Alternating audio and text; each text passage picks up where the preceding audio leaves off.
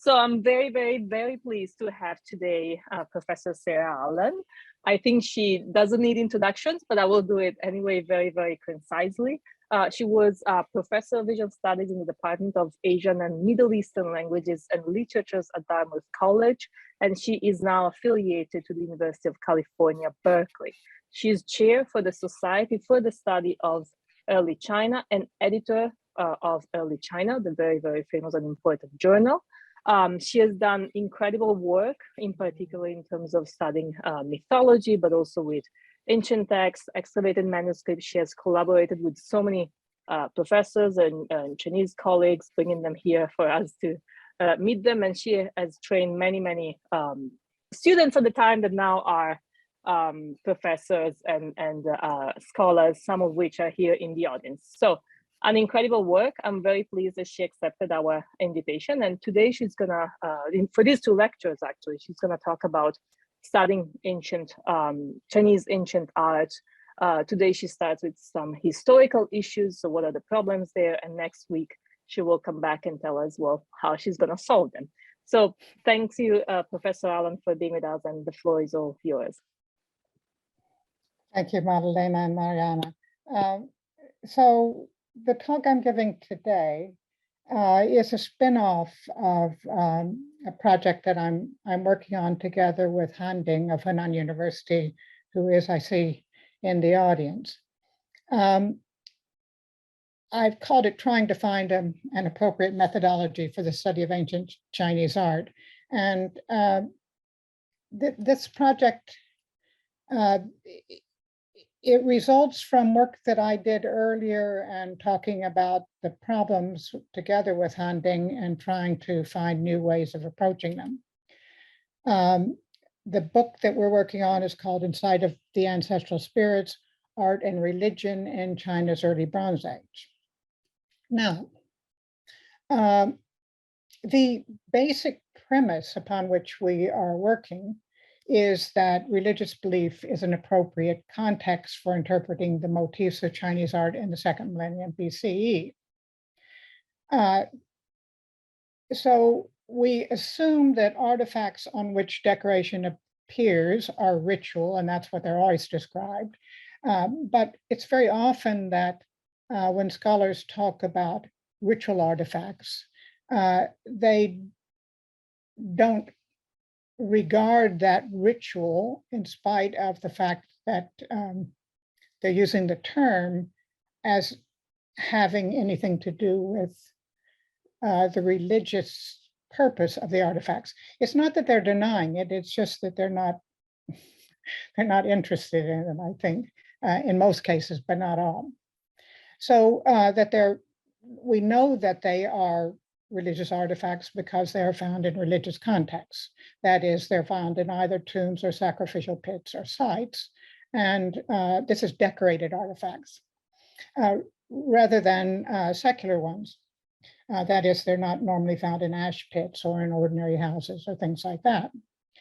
Now, another important aspect of this is that we assume that religious belief was not only real, but that it was the driving force of economic, political, and technological development in the early Bronze Age. Now, most people that are working on Chinese archaeology are not interested in religious belief. They're interested in economic, political, and technological development, and they take those as the motivating force. This is a tradition in archaeology in general, which essentially is it's materialist, and not only materialist in practice, but materialist in its historical development. More recently, the idea that ancient societies may be driven by religious belief is becoming a more acceptable approach to understanding ancient cultures. That is to say that people do things because they believe that they should be done, or because they're afraid of gods, or they do things for reasons of ideas rather than because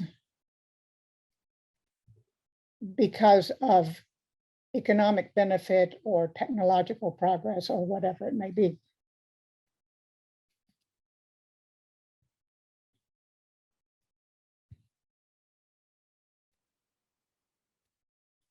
Okay, so why is this premise controversial?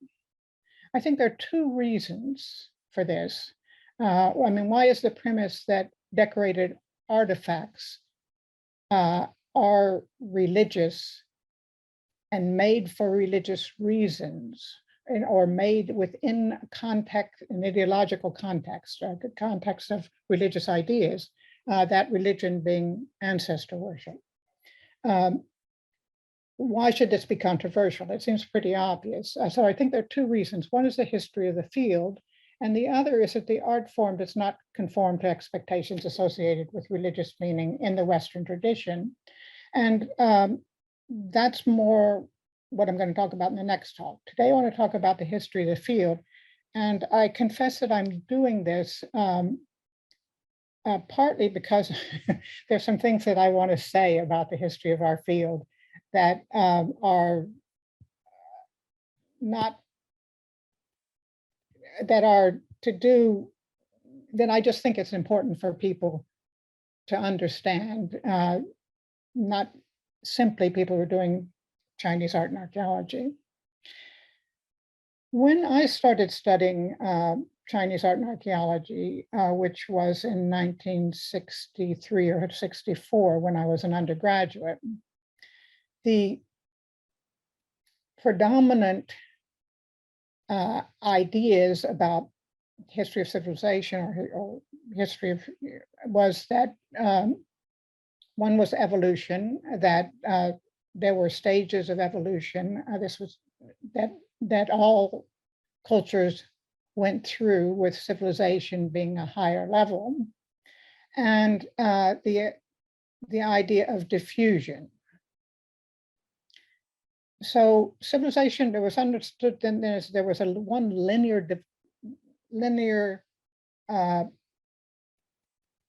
progress towards civilization, and that civilization emerged in the Middle East, Mesopotamia.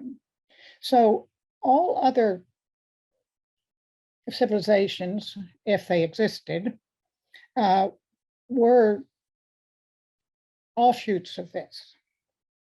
And the primary inventions were agriculture, writing, and metallurgy, this type of thing. These were assumed to occur only once. And so if they're found anywhere else, then they were the results of diffusion.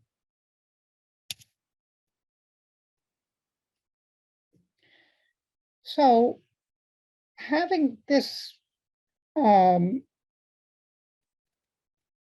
assumption, you get, then China doesn't come into this, essentially. China was a problem to start with because people had become acquainted with it for a long time. And it presented a challenge to this idea. That challenge was increased or became particularly relevant with the excavation of Yinshu starting in 1928. So this slide here is a picture of Yinshu being excavated. This is tomb M1004. It's probably the tomb of King Lin Xin, and you can see they're getting these huge bronzes. I think everybody who's listening to this talk will know the story of the discovery of Anyang and Yinshu, and that it came for a search from oracle bone inscriptions. So oracle bone inscriptions also have Chinese writing on them. Here are a couple of examples. It's a developed form of writing, and the bronze is also these bronzes were also highly developed. Here are these very big ones that we saw being excavated there. And when I was a student, it was said that the technological abilities of these technological expertise of these bronzes was as great as could be achieved at that time. So that's the 1960s still. So they were very highly developed bronze culture.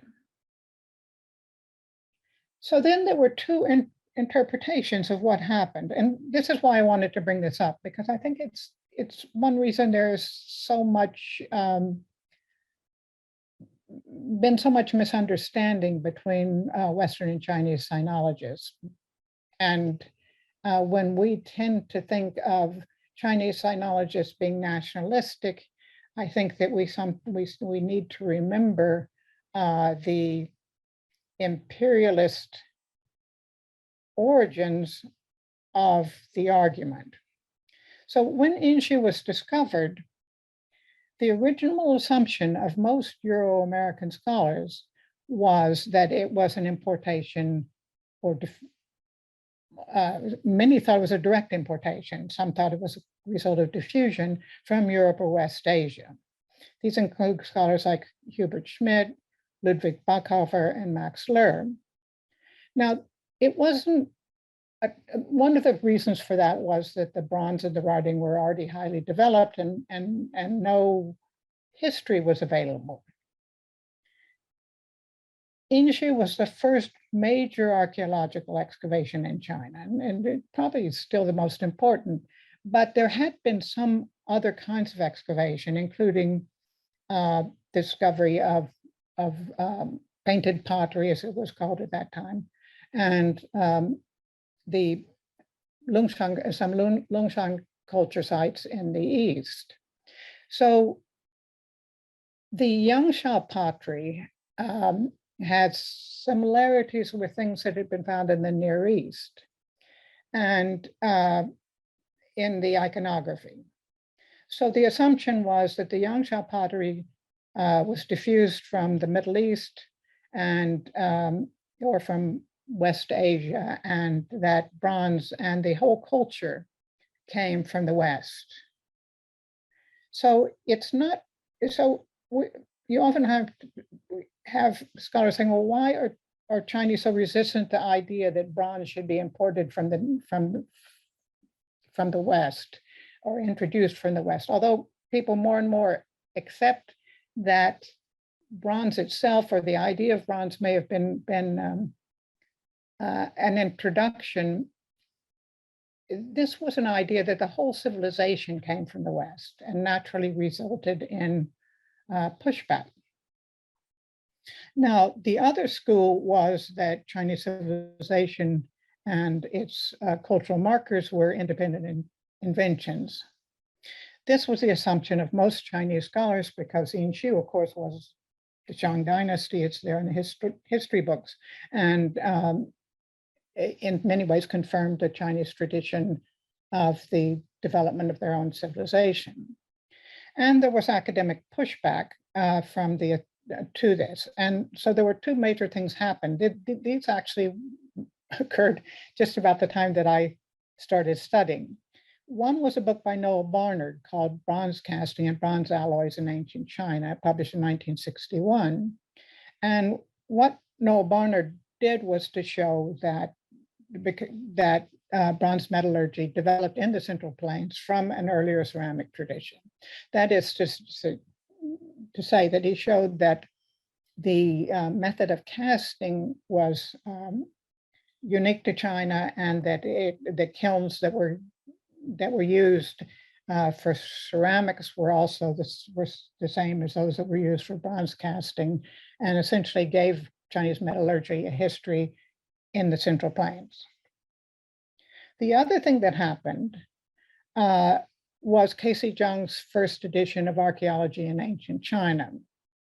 And what Casey Zhang argued in that was that there was an archaeological sequence of cultural development in the Central Plains that was earlier than that of this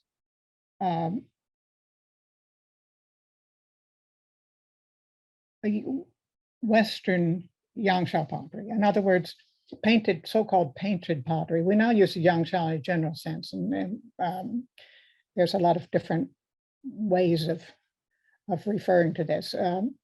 But the so-called, what was called then painted pottery, that the cultures of the Northwest and the pottery that was similar to he argued it was similar to that of the Western Asian pottery, was actually later than that could be found in the Central Plains. And so you had a sequence in the Central Plains of Yangshao, Longshan, early Shang, which was at Zhengzhou, and then at Yinshu, so that you have a development of Chinese civilization within China. Now, today, that this may sound rather simplistic, but it was significant at the time. And of course, Casey Zhang's Archaeology of Ancient China went through 4 editions. The later editions talking much more about regional cultures and how they interacted. But this was the argument as it started. Now, when we get to art history and ancient Chinese artifacts, you have a similar kind of problem and also similar attitudes. So the Chinese bronzes that were acquired in the 20s and 30s, which was a period of civil war. And so many of the collections of Chinese bronzes, many of which were from Anyang, by Chinese scholars, were acquired by Western scholars and taken out of China. So in fact, if you go to the museums of Europe and the US, you'll see many more high quality Anyang vessels than probably exist in China itself. And when these got to the West, they were valued as exotic art objects and analyzed without looking at the archaeological or cultural context. So one of the problems, of course, was they were in China, they were acquired in a period of civil war, they were taken out, and then of course in 1949 you had the Chinese Revolution, and so the study of these things was done without very much knowledge of any kind of subsequent Chinese excavations and without contact with China. Now, just thrown a couple of bronzes in here, just in case there are people who aren't art history specialists and don't know much what they look like. So this is just a ding. It's in Munich now. It's got a Taotie. You see the eyes, and you see the horns, and you see the split body or 2 bodies, where you want to see it, and you can see the mouth and the kinds of legs. Now, I'm going to point this out as we go along because I'm going to get to it at the end, but do notice that the body and the face here are joined. The head isn't separated from the bodies. And here you have what are called clay dragons. And here you have a gung. This is a wine pourer, and you will see what's called another face. Here you've got eyes and eyebrows, horns, ears. The parts of it are separated. You've got a creature here, another face here, different kinds of horns. Essentially a cacophony of different elements. It's not really pictorial. It's hard to see what's going on. Things are sort of merge into one another. Each kind of face motif takes on different aspects. Variety was certainly highly valued. So here the horns become another creature. And here you have, this is an excavated piece from the tomb of Fu Hao early on in the Yinshu sequence. This is one of the wives of Wu Ding, and you see here the wing of this bird is a snake, It's standing, so it's considered an owl, but this definitely is not an owl beak, although you've got an owl-like creature here. You've got a face that's not the face of the bird there.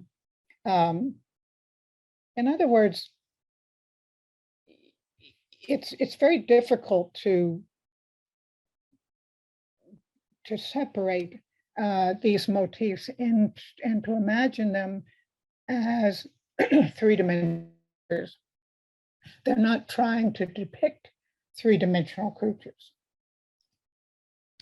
Okay, so this kind of cacophony of motifs made it very difficult to separate them and understand them.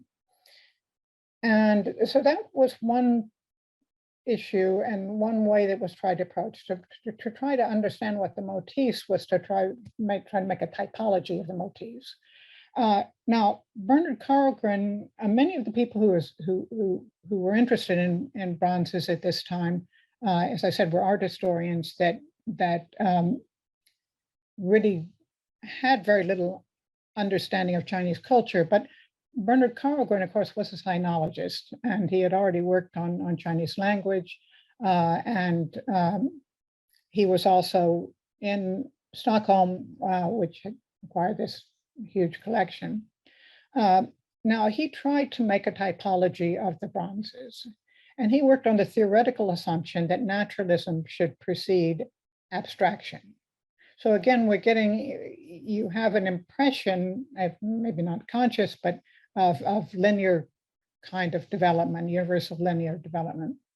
And he first tried to date the bronzes as Yin or Zhou using inscriptions. So unfortunately, his method really faulty. He didn't have enough knowledge about how the inscriptions worked and some of the things. So he tried to group, what he tried to do was to group motifs together with the inscriptions and to find inscriptions that had elements that were the same, and then to match those with motifs. The idea being that one school or workshop or whatever would use the same kinds of motifs. And then his first idea was to try to separate the Yin from the Zhou.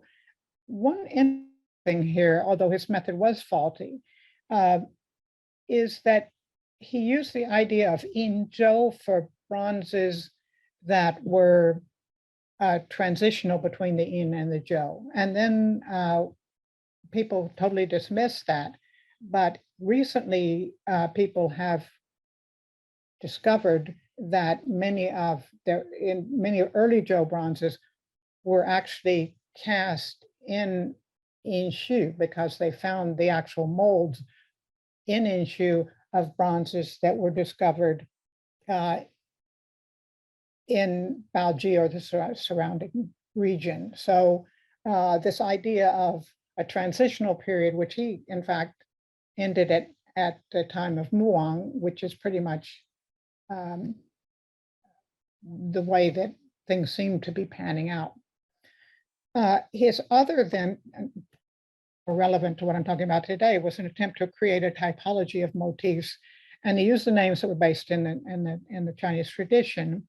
And so he had three groups. One was artifacts that are more pictorial, like the bodied Taotie, or more abstract, like the dissolved Taotie, like the ones that we saw where you just had the parts of the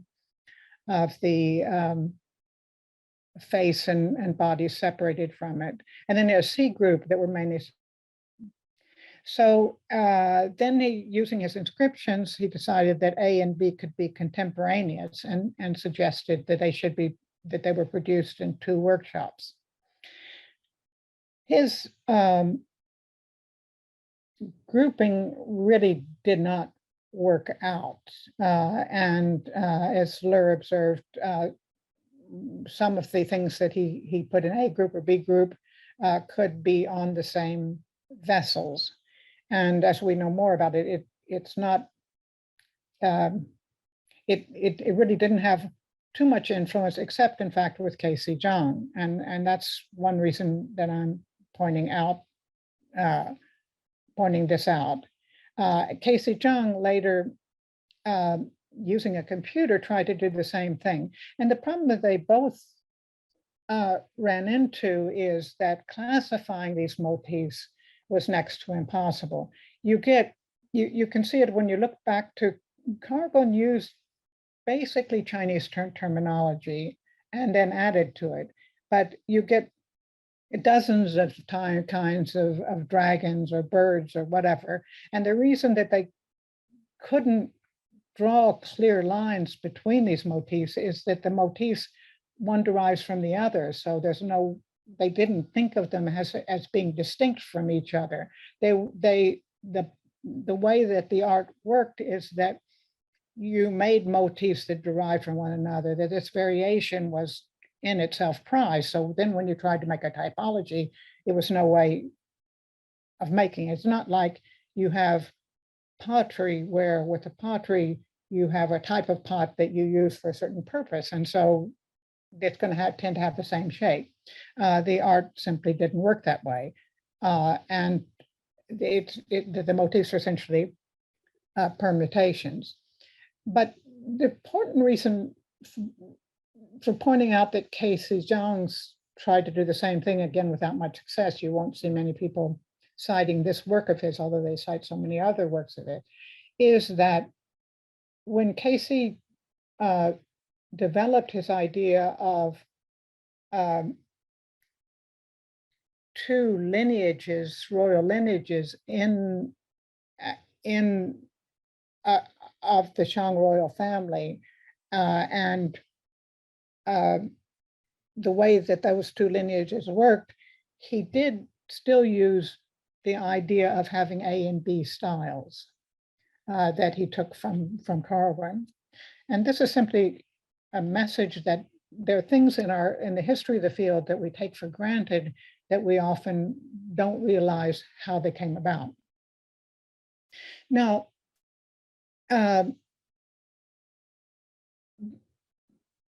besides Carlgren, you get art historians who are interested in these artifacts and want to try to understand how they work and to date them. And the technique that they used was stylistic history. Now here it's important, I think, to recognize that the study of stylistic history developed in the West in order to authenticate and date antiquities. And in that regard, it was associated with the art market. So essentially, its aim, it's not a theoretical field as much as a way of dating and authenticating things that were going to be sold. But that idea of style was also joined with an idea of zeitgeist. So you would have a single style for a single period, and it was had a linear direction and was universal. So universal, I mean, in terms of direction, the way that things develop. So history of style, when Wolflin, who was the person who gave it a more formal academic setting, and more formal principles. So he said you've got a linear goes to plane, plane to recession, closed to open, multiplicity to unity, absolute to relative clarity. So this was supposed to be a way that style worked universally. And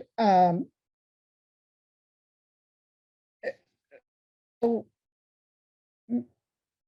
scholars then thought, well, these Chinese artifacts should have the same kind of principles. And Backover, who was a student of Wolflin, applied his theories of Chinese bronzes, including using the nomenclature classical, Baroque, and neoclassical to try to find the order of the sequence of the style.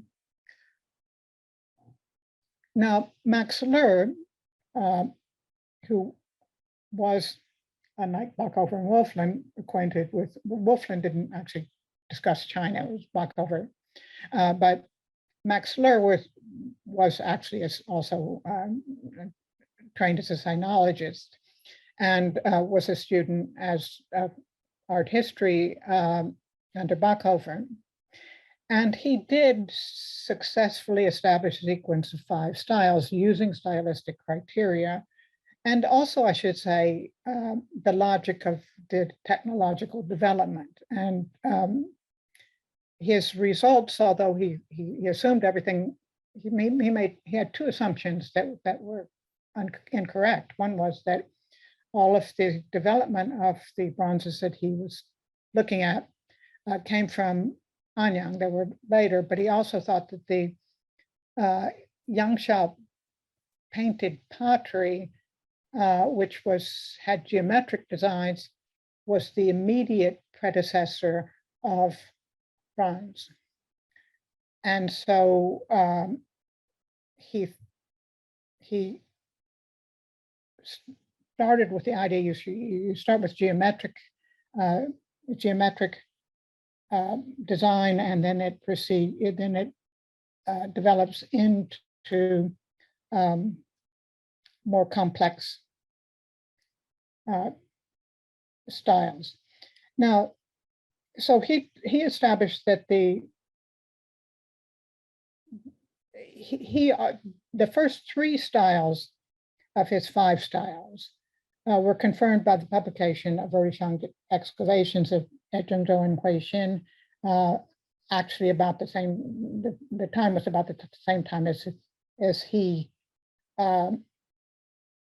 published his first account. On the other hand, he presumably hadn't seen it when he published seen the excavation reports at the time that he published or wrote his stylistic sequence. So to look at it briefly, so here are the 5 styles. For those of you who aren't acquainted with it. So the idea with the first style is this is linear, and the lines are raised, and the reason technologically this is because they carved in the mold rather than into the model. Now, what I want to point out about this is, and because this is what I want to get into the discussion about problem of meaning later on, is that you have here eyes, and then you don't have any real body, as people have pointed out. You've got a bit of a nose. This could be a nose, and these could be horns. But you have 2 forms of eyes. This is like a human eye with canty on both sides, and this is an oblong eye. Oblong eyes in this tradition are associated with, oblong eyes in nature belong to animals that graze, that have their eyes down and they have oblong horizontal pupils. So like cows, goats, sheep, the very animal, deer as well, the very animals that are also found in the later bronze tradition. These are not just circles. They're not an abstract element. Okay, this is the second style 2, and so you now have these the motif is depicted with these wide lines because it's the technical progress. And then in style 3, you get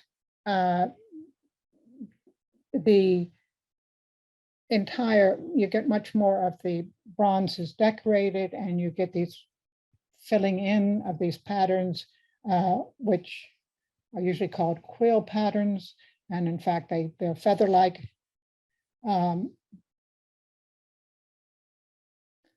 Style 4, which is a flat surface, but you've got the tautia and you've got a clear separation of body from ground, and you've got these spiral patterns that become characteristic as background. And notice that you've got different kinds of horns, as we saw earlier, and we have this same kind of split body, but two different kinds of tautia. Here you've got clear horizontal pupils. But these eyes here are human. The point I want to make at this stage about these eyes is that what they do show is that you have an opposition, you have something that's going on about them, even we may not know what it is, but it's not random. I mean, whether it's applied to a certain animal may be random, but it's not accidental. And here's style 5, in which you have the raising of the motif from the surface and very clear definition. And you've got, this is a so-called dissolved tautia. Now here again, I want to make the point about this face and the body going into one another. And the horns are here.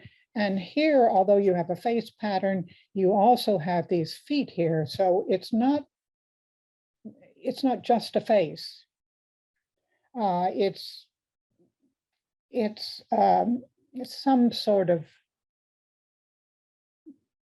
creature. In other words, what I'm getting at, and what I'm going to come back to, is these are not masks. You can't see this face as a mask on something, and you can't even this one that is more mask-like. It has feet too. I'll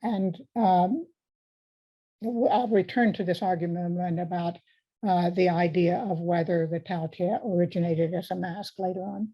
And here, when I was talking about the impossibility of really classifying these, here you've got probably an elephant trunk put on with these bottle horns that are probably come from deer, but you've got this here, and here you've got, goes back and it's got bottle horns there too, but they can keep varying these creatures in so many different ways that classifying them was not really feasible. Now, Lur argued that these motifs could not have any religious, cosmological, or mythological meaning. He said that if the ornaments on Chang bronzes came into being as sheer form based on form alone, configurations without reference to, or at best with dubious allusions to reality, then we are almost forced to conclude that they cannot have had any ascertainable meaning, religious, cosmological, or mythological. And then he did have the meaning, at any rate, of an established literary kind. Quite possibly these ornaments were iconographically meaningless or meaningful only as pure form, like musical forms, and therefore unlike literary definitions. I mean, I think the problem that Lur was dealing with, one was that he assumed that these things came from pure form, that is, that geometric design was the origin of them. Because he saw this Yang style's painted pottery as the origin. But another problem is that the idea of meaning was associated in association with religion, went back to the Greek and Roman tradition. So you've got some sort of clear ideas behind things, definite imagery that takes a particular form. And in fact, if you look at any of what was then called primitive art, then you will see that it very frequently does not meet the criterion that would give meaning if you understand meaning in this Eurocentric manner. That I just put these in as an example of the kind of painted pottery that he was thinking of.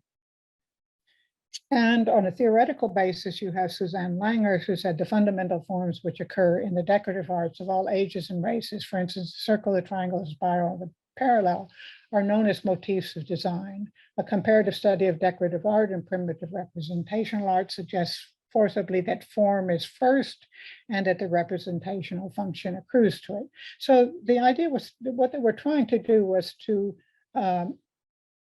understand the development of art within an idea of evolution as a linear development, unidirectional linear development. Now, the most influential person who followed along in this, student of Max Lerr, has been Robert Bagley. And Bagley took Lerr's suggestion to an extreme, in my humble opinion. He argued that decoration is the visible sign that an object is important, and the visible sign that the possessor of the object is important. And this is from a conference volume called The Problem of Meaning that Roderick Whitfield edited, and we had it so as when I was there. And I gave Madalena a PDF of it, and it's you may not be able to get the book, so if I would download the PDF if you get a chance. And it has an argument between Bagley, Jessica Ross, and myself about how one should approach these things. Jessica Rawson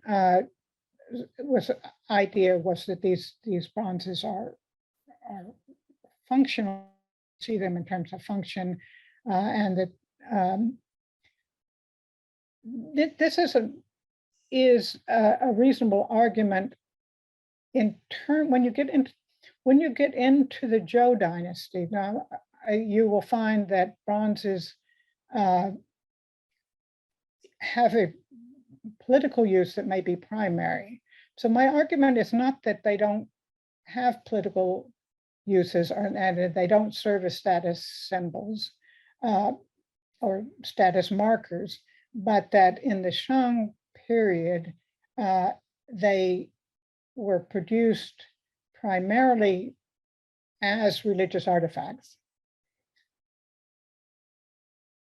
So Bagley's argument is essentially that that they were pure decoration, and he says they need not have any religious meaning, but in fact, his theory was that they began as eye motifs, and at least his theory in his last latest that I've seen anyway, iteration of this. He says that he does agree that they began as eye motifs. He argues that those eye motifs serve to focus the viewer's attention, and then these eyes were surrounded by what he calls scribbles. So the idea is that as I understand it, because I must admit I have some trouble understanding it, that the eye motifs, people will be drawn to eyes, and he does admit that there are eyes, and then that everything else, the animal parts of it, were pure imagination of the casters, who the eyes serve to focus the attention, the viewer will be drawn to them, and then that the casters made up what went around from them, so that the zoomorphs of the Artagon period were the invention of casters and reflect the free imagination of the designer, that they were imaginary rather than real animals.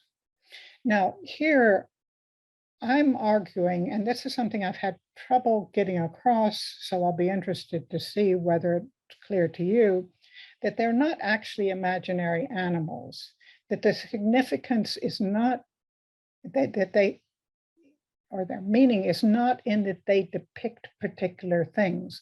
They have animal parts, but they are not particular creatures. In any case, this account is historically inaccurate according to current evidence. So on the right side here, we have an Ardingong period, an early Shang period bronze that's decorated. In the Arito period, the first vessels don't have decoration. This is presumably because they were technologically not developed enough, or if they have decoration, there's just a few lines and things like that. So this is a very early bronze vessel, and you see that it has two types of eyes. One is this kind of human eye on this side, and this is the other side, rubbing of the other side of this vessel, and it has these type of eyes that girls have, and then it has what Bagley called scribbles, and he takes those as just random ornament. But you'll see this is a bone from a bone piece from Arlito, so it's pre-Arlingong. It's from Arlito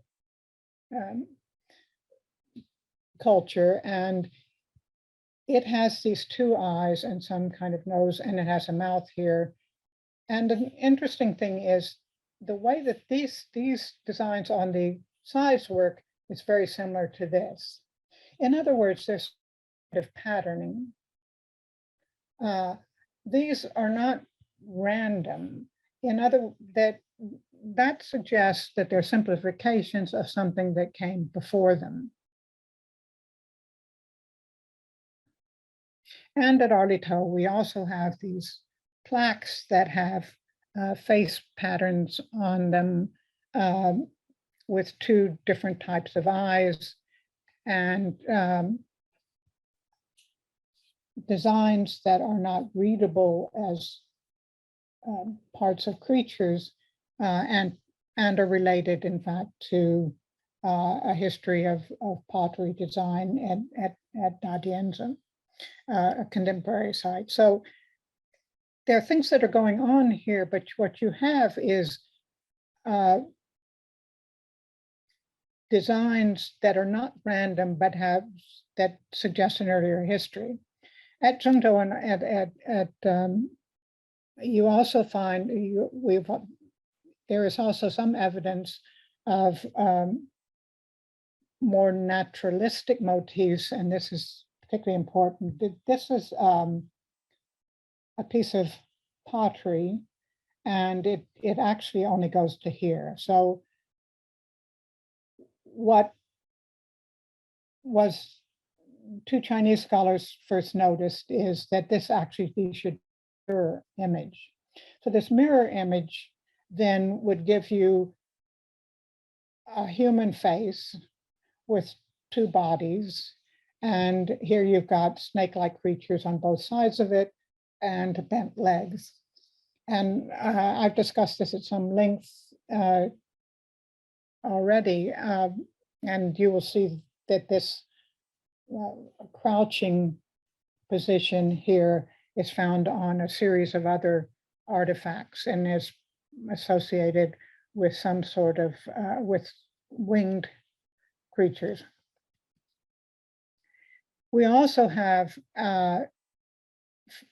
now, very recently, the discovery of a site called Shimao in Shenmu province in Shanxi, with dates from 2200 to 1800 BC, that has a human face, and in between what appear to be two kinds of tigers. The relationship of this site to the Central Plains sequence is hard to know. There's no full site reports of the Shimao site yet, and what it is, how it relates to other places, is not yet known. I put it in here though because the point I want to make is that the iconography found at Arlingong was not eyes with random patterns. it was eyes that had the patterns around the eyes had a long history already. In other words, those aren't scribbles. Now, another approach is either anthropological theory or anthropological analogy. Anthropological theory, those are the isms, and they cause more problems than anthropological analogy. Anthropological analogies are very, very useful because they give you ideas about what things might be. Anthropological theories are often applied in ways that are not suitable for the culture that you're interested in, or in our case, China. So the two that have most often been applied to China are totemism and shamanism. And this started with Chen Mengjia, who wrote a very famous article called Shangdai de Shenhua Yu Wu Shu, and in 1936. So that's early on. And he used both terms, and they've been used ever since. Now, the idea of totemism, which Li Xueqin, in Chinese it's tuteng, but Li Xueqin used to call it toteng, because it was introduced into China very early, but the debunking of totemism started with Levi Strauss, and that was not introduced. And what it's supposed to mean in the Chinese context is often very difficult to understand. The idea of shamanism is also a problematic one because of the confusion about what shamanism is supposed to mean and how it's supposed to be defined. And because wushu in Chinese involves a much broader range of activities than shamanism does in English. Wushu, the wu in Chinese includes what we would call shamans. If you associate shamans specifically with spirit possession or spirit journeys, which is usually at least the basic definition in English, but also includes any sort of large number of kinds of magical powers that aren't implicit in the Chinese term. Now, Casey Zhang followed Chen Mengjia in this, and he carried it further in an interesting way, in that he used analogies with Mayan culture, and he proposed that there were circum-Pacific parallels. And he saw shamans and as having animal helpers. He used the term shamanism specifically in a way that has to do with American, not so much the Siberia, Korean shamanism, but with the term as it applied to the Mayan culture and the tiger in China and jaguars in Mayan culture as being parallel. There are various problems with this that I won't get into here, but the other way that this has specifically been used in terms of Chinese art is to take the Taotie as a mask that was worn by shamans. This idea was brought up by Jordan Paper, Hayashi Minao, and is the basis of much of Elizabeth Childs Johnson's work. And when I was pointing out to you the Taotie as a face motif earlier on, then what I was trying to point out was that the history of the Taotie, both in early times and later times, is such that it does not seem to have been a mask. That doesn't mean to say that there were never masks that were made in the form of Taotie. We don't know whether there were, but there's no reason to suppose that they were ever that they originated as a mask. The evidence is contrary to that. And to go from there to a theory of shamanism is theoretically problematic. Okay, so that is as far as I'm going to go today. And I'll just, next time I'll talk about the new methods and how I'm trying to work things out. Okay. So I will stop sharing my screen and.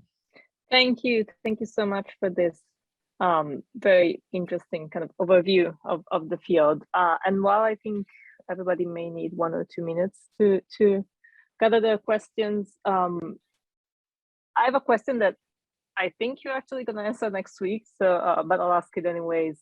And it's the you gave this overview, right, of what people have argued, and one thing that always strikes me when I learn about these topics is the lack of textual evidence. I work with text, so I instead can read and try and be a bit closer to what these people were thinking. And so we'll be curious in terms of methods. How do you go about making all these claims that these scholars have made without text? And for you specifically, since you're saying, well, maybe we have issues with these claims, how do you prove them wrong, or how do you argue, well, these are not as correct as we would like them to be? So yeah, this is a basic problem, and we do have for the ancient period there are texts. I mean, we have these oracle inscriptions, and it's specifically religious texts. But so that's one of the interesting issues. And so this is where you get to what the nature of the religion is too. So the religion, as I mentioned, I referred to ancestor worship. I don't particularly like the term, but I haven't come up with a better one. But the gods were ancestors. And these were things with which you fed the ancestors.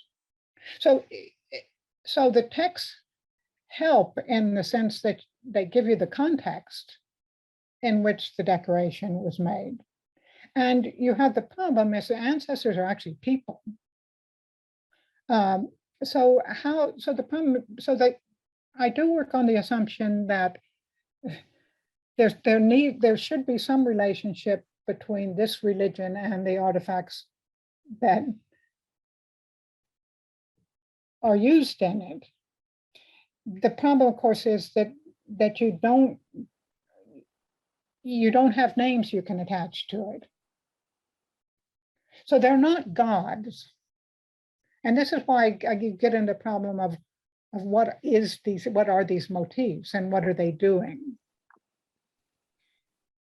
You will have this in any case in Neolithic art, which people have been trying to deal with how you deal with it. So there's some kinds of ways that one can that you can deal with this. One of the ways, so when I started with this, and this is to some extent still my approach, is that in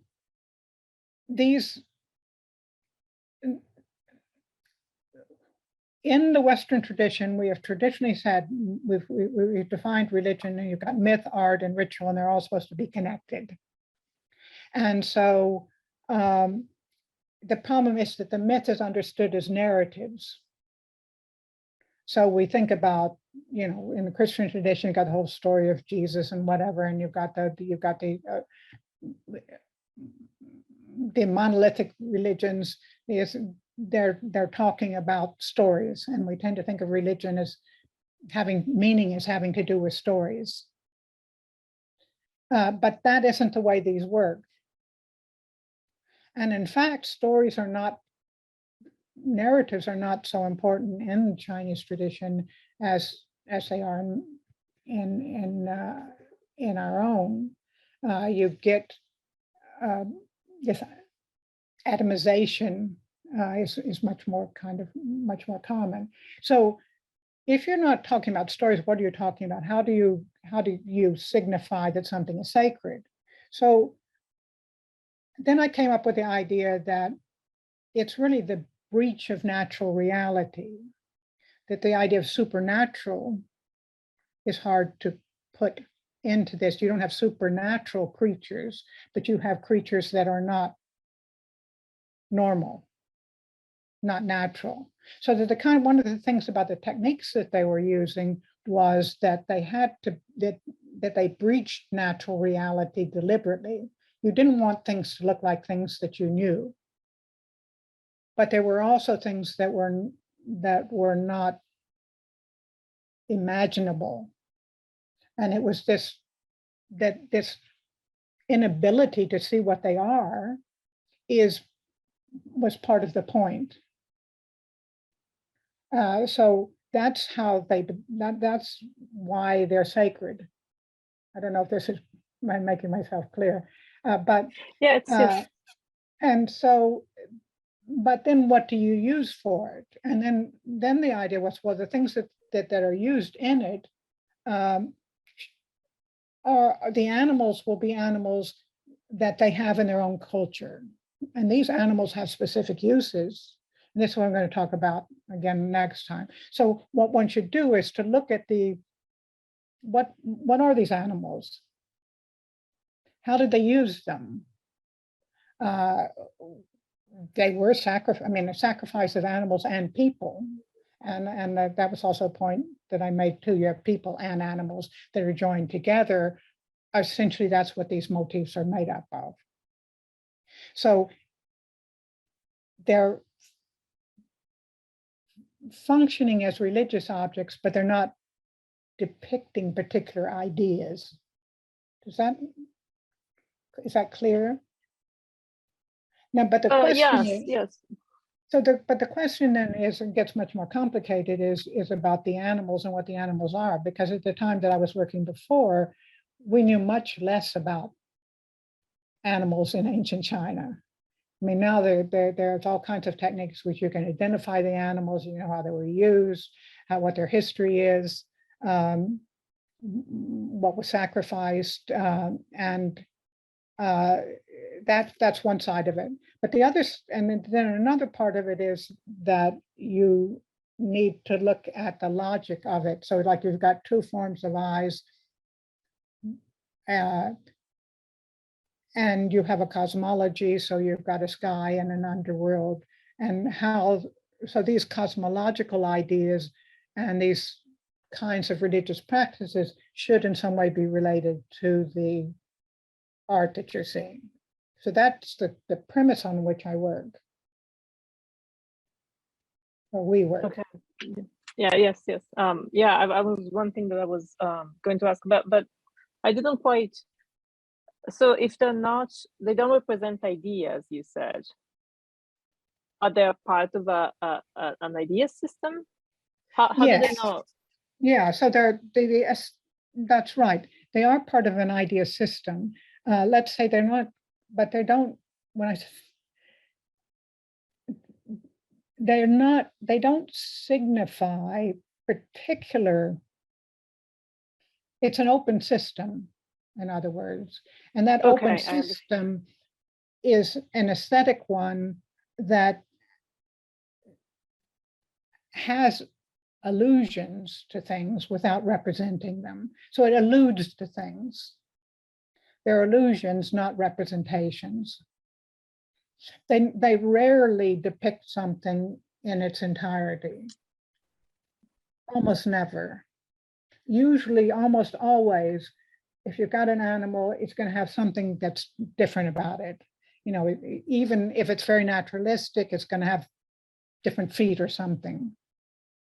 So there's a point to not there's a point to the way they're doing it, which is not what we expect. And that's why we find it so difficult to interpret them. Yes, okay, I understand your point. Yes, thank you for clarifying that. We have a question from Giancarlo, and please also feel free to start your video. Yes, hi. Hi, Hi. many thanks for this very, very fascinating talk, and especially for the last answer, which was very, very helpful, because I think this could, well, this at least gives me a glimpse of a clue why the eyes are so important, right? Why this, if it's about this depicting a particular spirit without being too concrete, right? Mhm. But then this could be a clue why the eyes play such a central role, and it doesn't really matter whether it's human or animal. Maybe. Yes, I think the eyes are. Eyes are central to the work that I'm doing now. I don't want to jump ahead on that too much, but it. I think I think one of the things that's being suggested. I mean, eyes are, again, we have this. This is one thing I'm going to talk about next time. But you have one of the ways that we have of understanding this art now too is through cognitive science, neurological theory. And so eyes have a neurological effect on people.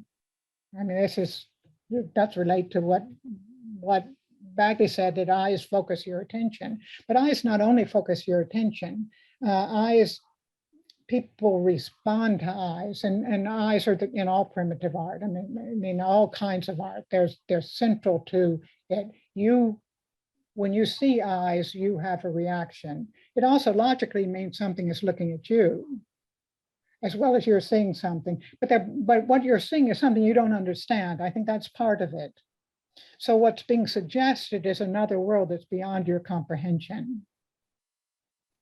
And that is it. So it's not a particular spirit. I don't think anyway. I don't think you're ever seeing particular spirits. I think you're getting us, it's that world of the spirits that is being suggested. The other thing that I argue is that there's kind of this kind of art is the art of that other world. I mean, is something that's understood in the other world. So when you put these things, this food in these vessels, or perform rituals with artifacts that are decorated like this, this is what allows these things to be transformed in such a way that they can be received in that other world.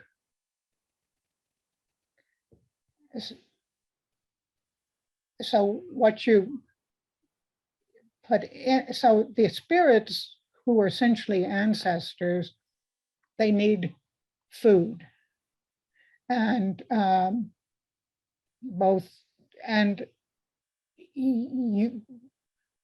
much of the energy of the Chang people was involved in feeding them. And that's one of the things I say about religion being a motivating force in the civilization, is that bronze was developed not in order, I mean, it was used as a weapon, but that wasn't the motivating force of the development of bronze civilization. The motivating force of bronze civilization was to give the ancestors what they needed so that they would help you. So you need to give them what they need. And this elaborate changing system of permutations is a way of making what you're presenting to them usable by them. It transforms it in a way that it can be accepted by the other world. So you're communicating with them. And the question of shamanism is not an irrelevant one, but and although I've been debunking it, I think it also has some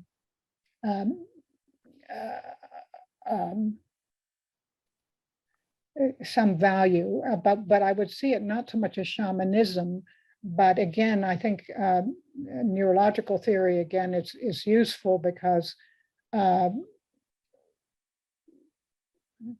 particularly Lewis Williams' ideas about eyes and visions when people go into trance, and the relationship of trance experience to the kinds of geometrical motifs that are found in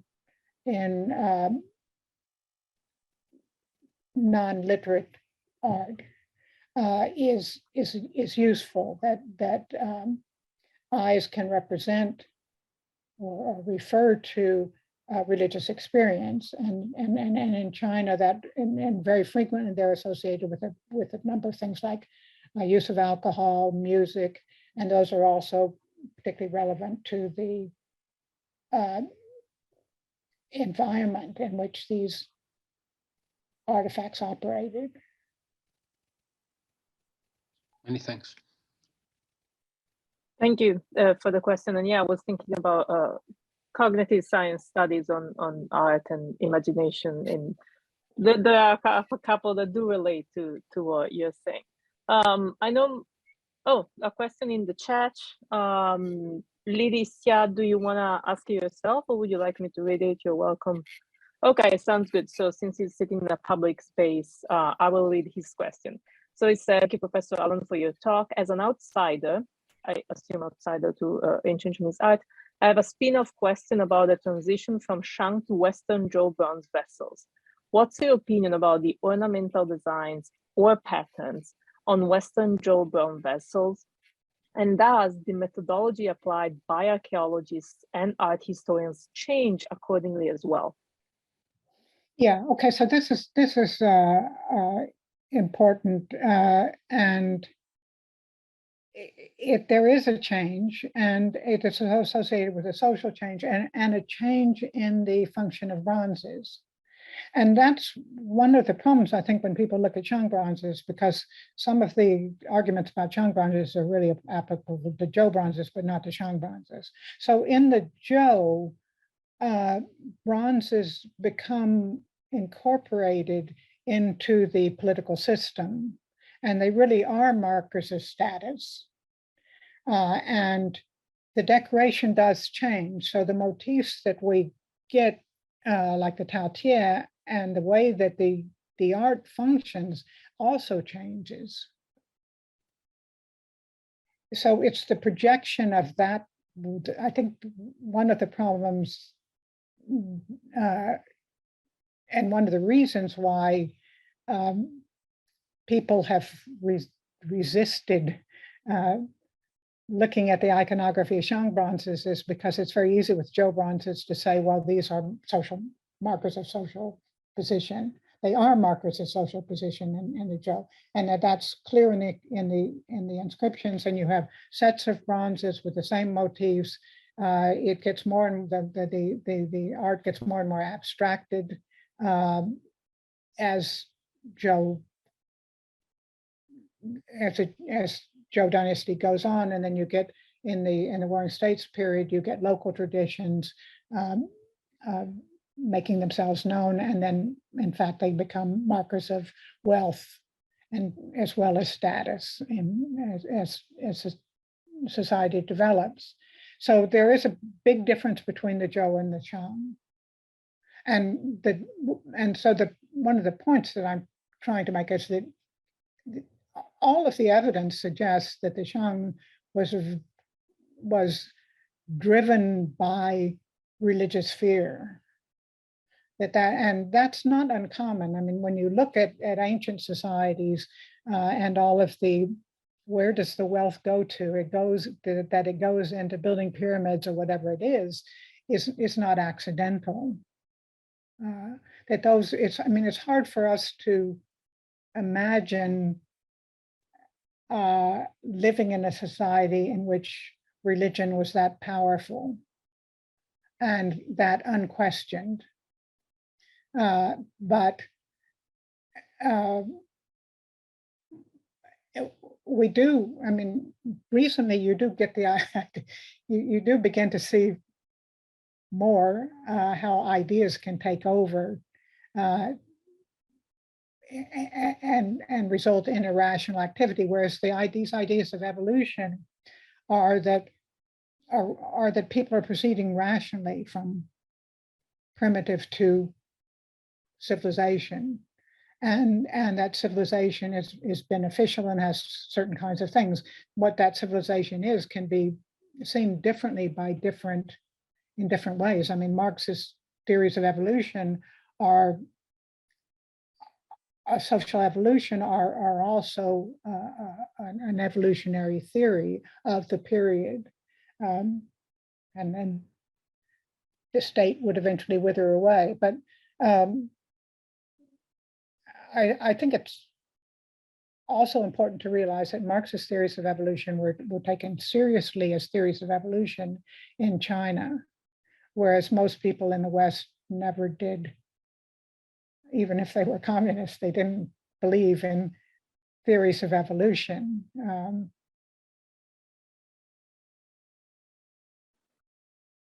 Thank you for that. I know.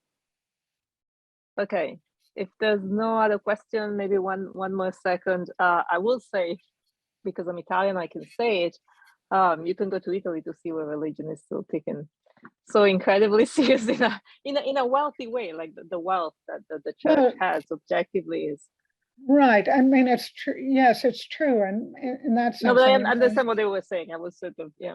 Yeah, but I mean, it's true also in Europe. And you go to when you go to little villages and you see the churches, you can see all the money was put into the wealth of society was put into these small, these great churches in small places. So I'm not saying that religion was not powerful later on, but what I do think is when you get back to these very early periods, it was just so assumed.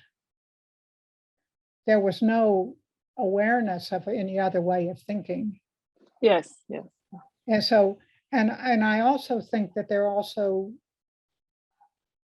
the question that I come across and need to think about is that in terms of China and how much were assumptions that were general throughout the Huaxia region, and how much was, how much difference there was. And I work on the assumption that there were certain, or on the premise that there were certain assumptions, like that people not only lived after death, but still needed food. And that this was common over the entire region, south as well as north. And this idea that people needed food after they died and could still affect you in the afterworld, affect your life in the afterworld, the life of their descendants in the afterworld, has certain logical consequences. And that is critical to understanding how it all works. I understand. Yes, I was, I was half joking, but it's true in the way in which it was a much more deep, pervasive, and a question in many ways way of life. That was just how things function for us. I can say these things about how religion is functioning today, at least in Italy. We are running out of time, so if there are no more questions, I would just invite everybody to thank Professor Allan for taking the time. One note that sometimes we like to remember: this is all a volunteer project, so we are very, very grateful to the speakers, for finding time and coming and share with us the methods and the ideas and the new projects. So come back next Thursday, because you'll hear more. You'll hear the juicy part probably of this project, of how we see these problems that we have been discussing today. And for more information, please do visit the website or email Mariana and I. We're always there for any question. Thank you so much, Professor Allan. Bye.